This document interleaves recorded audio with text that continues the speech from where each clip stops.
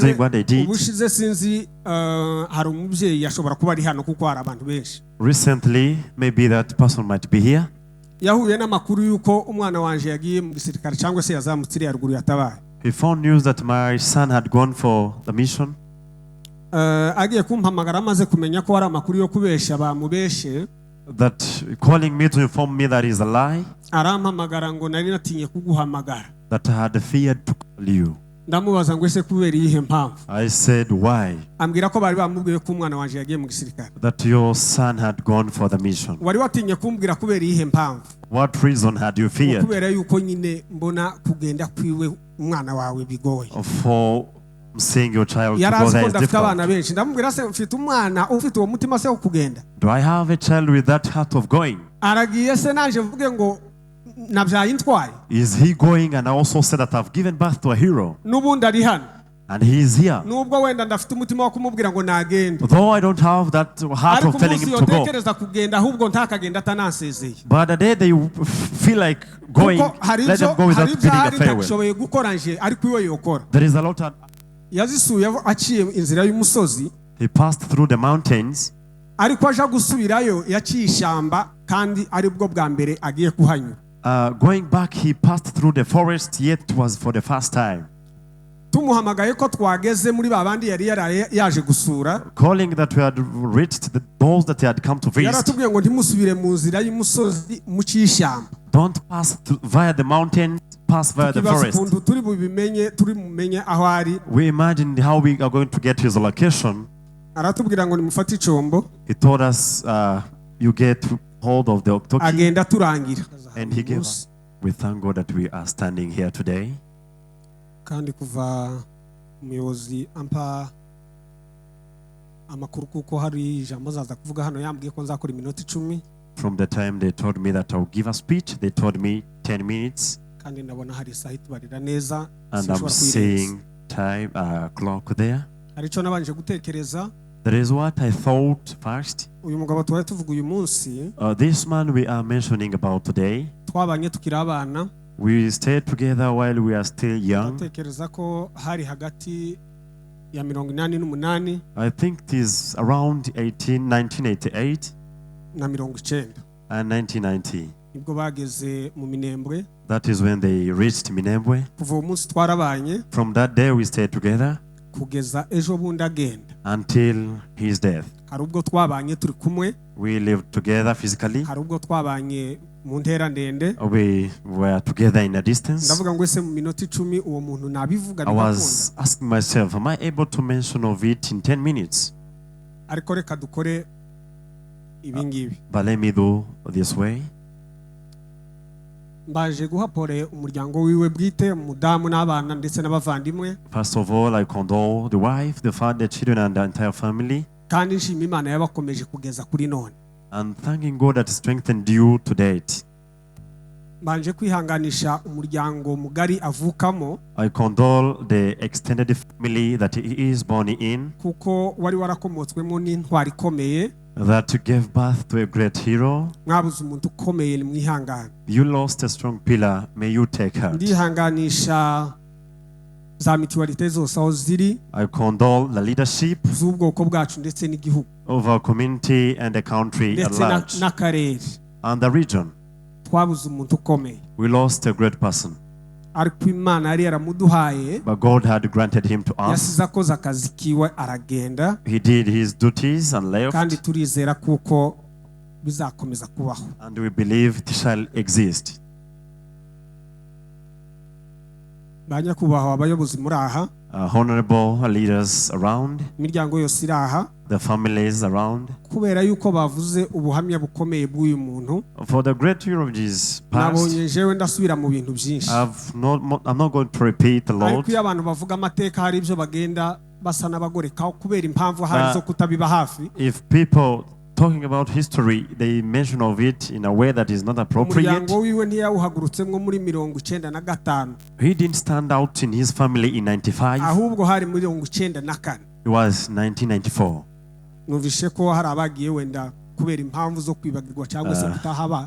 Due to different sources of information, he left in 1994. kandi tuva mu Minembwe twari kumwe. Living in Minembwe, we were together.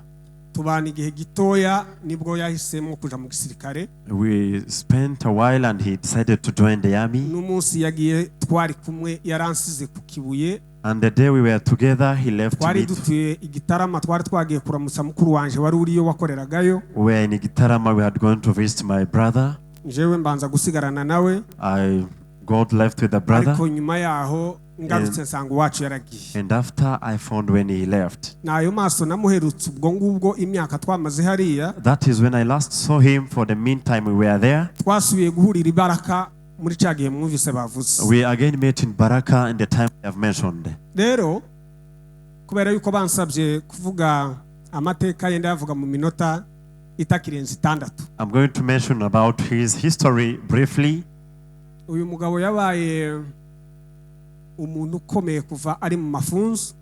This man became a great man Uburyo byavuye right away from the training. Ni nayo nkomoko yaririya zina rye. That is the origin of his name. Nabonye hari ibyo abantu batangiye kwandika nyine babihuza. People were writing different information. Ubushakashatsi bukomeye. Maybe it is a great research. Akantu yarakoze kaja kubafasha hariya muri training. There is what he did that helped them in the training. Yitegerezaga ikintu rimwe undi muntu akoze agahita gikora ako kanya. He had that sense of imitation.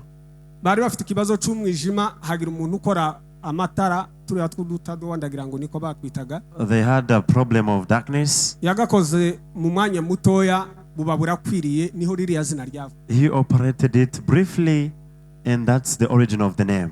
Ndibuka kubera yuko abantu benshi ari ryo zina bari bamaze kumenya. Many people knew him by that name. Nimwe twari hariya Uvira muri iriya misozi hariya mwishenge. When we were in those mountains in Uvira. Leta kabayiza aravuga ngo yarazi ngo niryo se yamwise. And let say that he knew was his exact name. He found it when is the common name. Kubera umwanya muto. For the meantime, natekereje ngo ndavuga ku bintu bigera wenda nko kuri bitatu. I'll mention about 3 things. Ikintu ca mbere, the first, ni umuntu wari wararemanwe umutwe udasanzwe. He was created with that kind of unusual brain. Yafataga abantu nkuko babivuze cyangwa se kumenya abantu ariko cyane cyane akamenya akarere ni naco nashatse kuvugaho. He had that strong memory of remembering and holding. Yari umugabo uca ahantu rimwe. He could pass in a place once. He grasps the entire geographical region. Akakandu nashatse kukavuga kubera yuko ibindi byo abantu baragenda babitse donc mwari mubizi. Others you knew but you didn't know this. Mu bihumbi 2010 twari kumwe na Ruremesha uyu. In 2010 I was with this man here. Twari tuvuye mu Minembwe turi mu Bijabo. We left Minembwe to Bijabo. Dusanga barimutse. We found when they had shifted. Kandi kwimuka mu ishamba byari bigoye. So shifting in ariko umunsi twagera twebwe twari tuvuye mu Minembwe hari byo twari twagiyeho. We were from Minembwe. Tugarutse when we came back dusanga bimutse.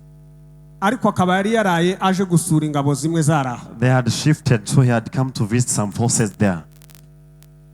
Yazisuye aciye inzira y'umusozi. He passed through the mountains.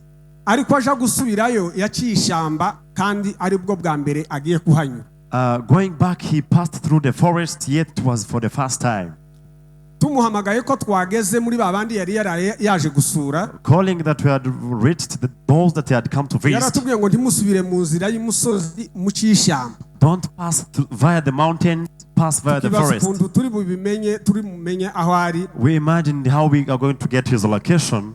Aratubwira ngo nimufate icombo. He told us you get hold of the oktoki. Agenda turangira. And he gave us the location. Ahantu yari yaciye irya mbere. The place that he has passed for the first time in the first forest. We traveled for 2 hours in the forest. What surprised me, he told us where to enter from. In like 2 paces, you could tell us there is this. After 10 minutes going astray, he could ask us where we are now. We tell him that pass in this direction. You are going to find this sign. Until we reached him for the last 2 hours. He wasn't unusual. nukuvuga ko ntiwotinya wanagize aho uca cyangwa se nimba ugiye kuyoba ariko uziko yahaciye ukagira nyagasani mukavugana yarakurangiraga. You could not get astray when naje you talked to gusanga him. cyo kintu hari ikintu kidasanzwe kitagira benshi. It was a speciality to him. Undi mugabo umwe gusa nabibonanye. Another man that I saw that with, no mugabo we wenda hari nta mpamvu yo kumuvuga. He is still existing. Ugira umutwe ufata cyane. Who has that great memory, and whoever that has something is great too. You don't call and they don't, you call and they don't register. Whenever they want to call you after a month, they grab the other exact number, they call and call you. For his great memory, there are people who served with him here. From the training, he could grasp things a lot. For that reason, I have remembered a time when our brothers died in Kamenge and those who were in saw how he delegated the ritual of burying those people. The duties of heroism that he did is a lot. From 1996, 98, he had a great role in the battle, the war. 1999, he went to Gihamba. They have mentioned of it. You shall be seeing it when it is written down. In 2005, I'm jumping because of time. There is a role he had. Someone wrote about it, but was a mistake. It started in 2005. He went back to government forces in 2011. But he did unusual things. For whenever he could rescue,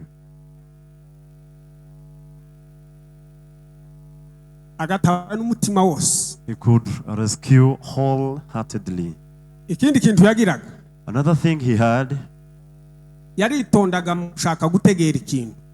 he was humble in listening to things.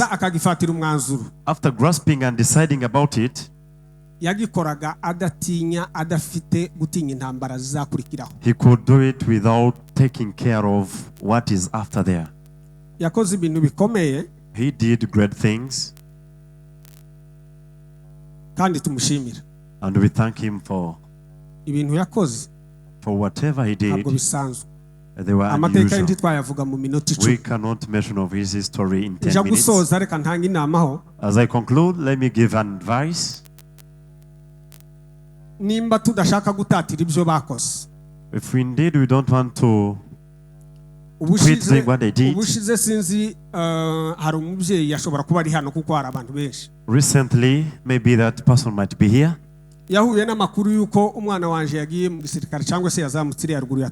He found news that my son had gone for the mission.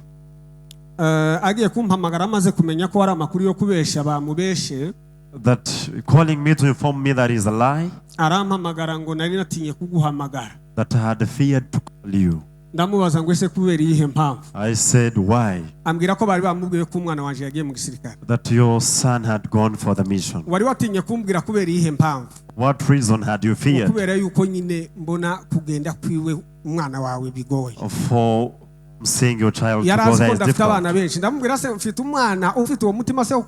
Do I have a child with that heart of going? Is he going? And I also said that I've given birth to a hero. And he is here. Though I don't have that heart of telling him to go. But the day they feel like going, let them go without bidding a farewell. There is a lot I don't manage to do right now, but they can do it well.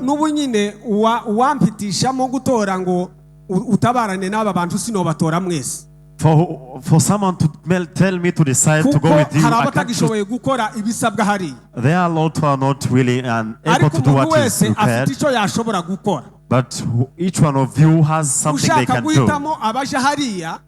Deciding to go there, there is a number I can choose, not about the multitudes of you here. If we have people who can go there by will, we have to thank God. Therefore, many people, they fail to do it, and again weaken those who can do it. If there is someone going there, don't take first place to make them stop. Don't just give them transport. I think that we're going to do it, and all goes well. We have a lot that we are not able to do, but we have a lot we can do. And if you obey it, thank you.